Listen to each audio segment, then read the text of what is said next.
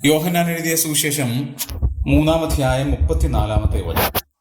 ദൈവം അയച്ചവൻ ദൈവത്തിന്റെ വചനം പ്രസ്താവിക്കുന്നു. അവൻ ആത്മാവിനെ അളവ് കൂടാതെയല്ലോ കൊടുക്കുന്നത്. ദൈവത്തിന്റെ വചനം പ്രസ്താവിക്കുന്ന ഓരോ വ്യക്തികളെക്കുറിച്ചും ദൈവത്തിന് പറയാനുള്ളത് ഇതുതന്നെയാണ്. ദൈവം അയച്ചവരാണ് ദൈവത്തിന്റെ വചനം പറയുന്നത്.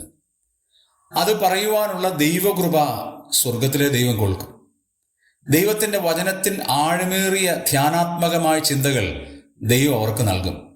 പരിശുദ്ധാത്മാവിന്റെ പ്രവർത്തനം അവരുടെ ജീവിതത്തിൽ ഉണ്ടാകും. അതുതന്നെയാണ് ഇവിടെ വായിക്കുന്നത്, ആത്മാവിനെ അളവ് കൂടാതെ നൽകും.